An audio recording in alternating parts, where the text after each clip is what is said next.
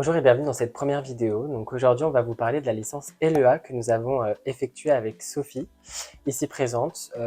Pourquoi? Parce qu'on pense que ça peut vous aider énormément. Nous, on aurait peut-être préféré, même aimé qu'il y ait ce genre de vidéo sur YouTube, un peu plus approfondie sur cette licence dont beaucoup de personnes prennent le chemin, on va dire. Et surtout qu'il y a bientôt les résultats Parcoursup, il me semble. Donc du coup, je pense que ça peut vous aider. Donc moi j'ai effectué un bac littéraire que j'ai obtenu en 2018, donc ça remonte un peu maintenant. Voilà, donc ensuite je suis allé sur Parcoursup, donc j'ai demandé de faire une LLCR anglais. Et en fait c'était pas du tout ce que je voulais, parce que je l'ai effectué pendant 2 mois, et après du coup j'ai décidé de partir en LEA. Je suis parti en histoire et après je suis parti en LEA l'année d'après, l'année suivante. Moi j'ai fait un bac S, mais j'ai pas continué dans le scientifique, c'était pas trop mon truc. Non, en vrai je m'en sortais bien, mais ce que je voulais moi c'était les langues. Et donc pourquoi pas anglais. LLCER c'est pas forcément ce qui me plaisait, j'étais pas très littéraire. Donc pourquoi pas LEA. Donc là on va essayer d'être clair et concis. En gros c'est séparé en 3 années et chaque année est séparée en 2 semestres. Ouais. Et chaque semestre est séparé en 6 UE. Pour être très très bref, l'UE1 c'est de l'anglais, en général il y a de la traduction. Il y a compréhension orale et écrite. Interprétation, mais au semestre 5. Après, Ouais. on n'en a plus. Après, sinon, de la synthèse de documents en Synthèse de L2, par documents. exemple. Et puis, ouais, civilisation qui prend quand même une grosse partie de l'UE, Ouais. avec la traduction. Donc, civilisation, c'est soit civilisation britannique, Des irlandaise, américaines. américaine, Australie, je Ou crois. on a aussi. fait Australie, ouais. Canada. En fait, on a fait tous Non, les pays anglophones. Voilà. On a tout fait. l'UE2, c'est le russe. Ouais, l'UE2, c'est le russe, donc pareil. C'est à peu Civilisation. près pareil. Ouais. Ouais, c'est ça, civilisation. Cours Mais de russe, surtout la cours de langue. Après, ouais. on est censé avoir les mêmes cours, genre interprétation, traduction. Mais Mais en on le fait pas soi, parce non. qu'on n'a pas le niveau, clairement Ouais. pas. Donc on suit vraiment un parcours histoire d'avoir un niveau. Ensuite, UE3, du coup, bah, c'est l'option généralement. Donc il y a plusieurs options. Donc il y a 2 options dans notre fac. Grosse option, on va dire. Donc il y a affaires et commerce et LTMI. Donc nous on est parti sur l'affaires et commerce, donc on va vous parler que d'affaires et commerce. En UE4, c'est une spécialité. Donc c'est pas une option, c'est une spécialité. Donc, on va dire, tu peux te spécialiser par exemple en affaires et commerce, donc tu peux te spécialiser dans ton option, ou alors tu peux te spécialiser dans d'autres choses, donc comme FLE. Pour approfondir le français. En général, c'est les étrangers qui prennent ça parce que tu reprends les bases du français. C'est ça. Ensuite, tu as l'option Professorat des écoles. ouais. Du coup, là, tu vas vraiment voir les bases de l'enseignement. C'est ça, tu vas voir les maths, machin. Par exemple, nous, on a une amie qui a pris ça. Ouais. Donc, elle arrive vraiment la base des Ouais. maths. Après, si vous faites LEA pour devenir prof des écoles, c'est parce qu'il y a de mieux. Enfin, on nous conseille pas de faire ça en tout cas. L'UE5, du coup, c'est la LVC. Donc là, on est en anglais-russe, nous. Oui, on n'avait pas précisé. On n'a pas précisé, donc on est bien en anglais-russe. Et après, la LVC, du coup, on pouvait choisir entre plein de choses. Hein. Ouais. Après, allemand, c'était non débutant, je crois. Ouais. Donc, il y avait, après tout ce qui était en débutant, il y avait polonais, italien. Il y en avait plein en. Ouais, il y en avait plein. Ouais. Donc, ce qu'on pourrait vous dire en premier lieu, c'est renseignez-vous sur la LEA. Il y a plein de sites comme UNICEF, je crois. UNICEF ou des choses comme ça, ou essayez d'aller aux portes ouvertes. Moi, je pense que pour certains, vous l'avez déjà fait, mais aller aux portes ouvertes. Si vous avez de la famille qui a été en LEA, n'hésitez pas à leur poser des questions. Mais surtout, renseignez-vous sur les débouchés. Ouais, c'est ça, sur les débouchés. Parce que c'est une licence où les 3/4 des gens, ils vont sans savoir où aller. Et ouais, le problème, c'est que si tu continues pas en master, t'as aucun avenir.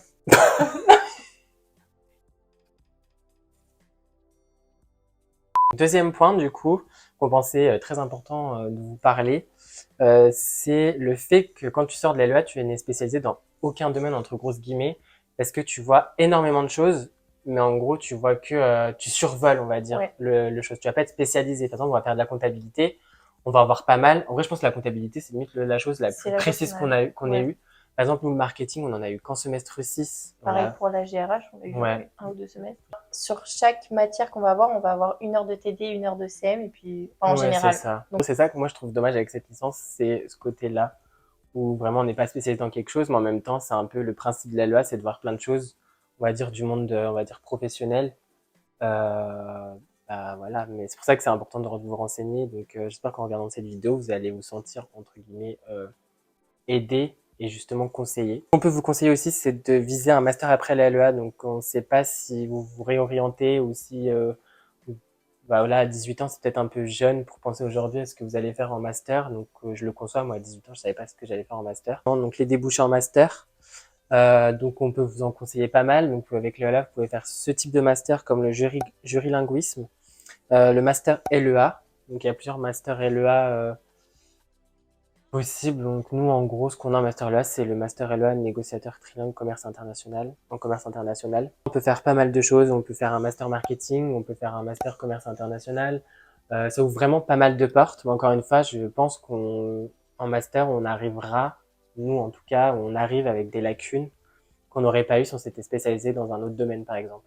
Donc, si on avait fait un BTS, par exemple, ou quelque chose comme ça, je pense que clairement, on arrive avec des lacunes, même pas mal de lacunes, et je pense qu'on aura plus de travail à fournir que d'autres personnes. Donc voilà, donc c'est ces petits conseils qu'on a à vous donner. Surtout, renseignez-vous sur les débouchés et surtout, peut-être posez-vous aussi sur ce que vous voulez vraiment faire, parce que si vous voulez faire, par exemple, de la traduction, vraiment, ou être professeur d'anglais, bah, n'allez pas en LEA, allez en LCER. Il y aura du coup de la phonétique en LCER, de la phonétique. Bon, là, on va vraiment être spécialisé dans la civilisation, dans la traduction, dans l'interprétation, vraiment davantage. Et là, c'est vraiment vous spécialisez dans une langue. Moi, ce que j'ai bien aimé, c'est que c'est une licence très générale et comme je savais pas où aller, on a pu toucher un peu à tout.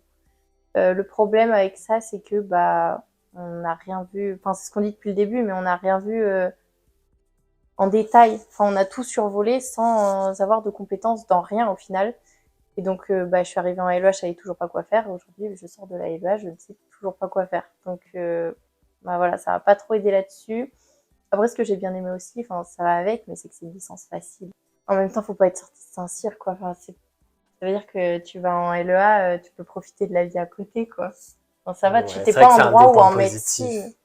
Après, les choses que j'ai pas spécialement aimées, enfin, que j'ai détestées, même à la fac, c'est des choses qui sont spécifiques, je pense, à notre Mm. fac. Donc, on va pas en parler ici. Si c'était à refaire, est-ce que je le referais? Honnêtement, je suis pas sûre. Je sais pas. Bah, nickel. Ouais, Voilà. c'est un super bon avis, parce que je pense que j'ai Ouais. un peu le même.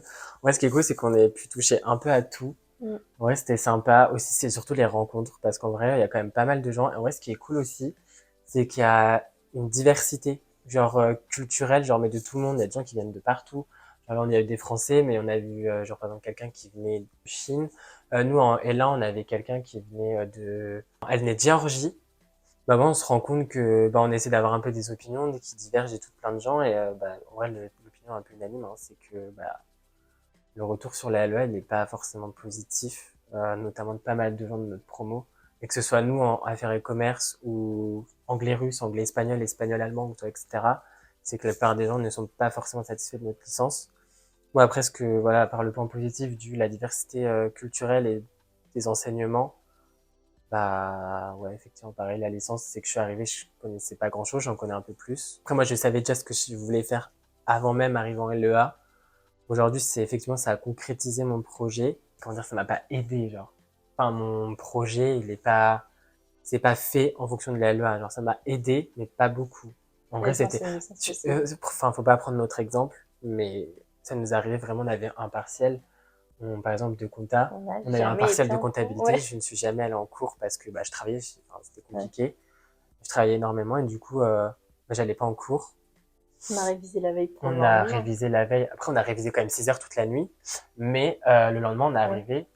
Et voilà, on s'en est bien sorti. On a eu, franchement, en vrai, on peut s'en sortir facilement. Après, le truc, c'est que, est-ce que ça vient aussi de notre fac qui est peut-être Ouais. un peu trop, peut-être laxiste ou trop gentil, je sais pas. C'est vrai que c'est une licence facile. Au-delà que ce soit une licence facile, c'est que ça peut te permettre, si toi qui est un peu comme moi, qui a pas forcément les moyens de t'en sortir ou qui a pas l'aide de tes parents ou que la bourse ne peut pas subvenir à tous tes besoins, ça te permet énormément. Tu peux vraiment travailler. Et aujourd'hui, il y a quand même pas mal d'employeurs qui embauchent en fonction des étudiants, qui peuvent te permettre de travailler le soir. Je sais que par exemple, le jeudi après-midi, on n'avait pas cours. Le vendredi après-midi, on avait rarement cours. On avait 1 heure de cours. Euh, le lundi, ça allait. C'était vraiment le mercredi la plus grosse journée, mais sinon, on avait tout le week-end. Vraiment, les cours, ça allait. C'était plus la répartition des cours qui était vraiment mauvaise. Genre, on pouvait commencer à 8 heures, finir à 20 heures. Mais genre, on avait 3 heures de cours dans la journée, quoi. Euh, mais c'est vrai que là-dessus, c'était une bonne licence dans le sens où bah, du coup, tu as le temps pour toi, tu as le temps pour travailler, tu as le temps pour sortir, tu as le temps pour étudier. Du coup, voilà, c'est un peu notre avis sur cette licence. Bah, j'espère qu'en tout cas, on a su répondre aux questions que vous auriez pu potentiellement vous poser. Après, c'est ma première vidéo, donc peut-être que voilà, il y a des choses qu'on peut-être pas forcément bien réparties, bien expliquées et tout. En tout cas, n'hésitez pas à laisser un commentaire, à vous abonner et à liker la vidéo si elle vous a plu. Et surtout, voilà, posez vos questions, je saurai y répondre. Je suis plus à l'aise à l'écrit que devant une caméra, donc je saurai vous répondre. Et si vraiment je peux, ou si vous le désirez, je vous ferai une seconde vidéo sur bah, ma poursuite d'études ou ma poursuite professionnelle ou tout ça, etc. Voilà.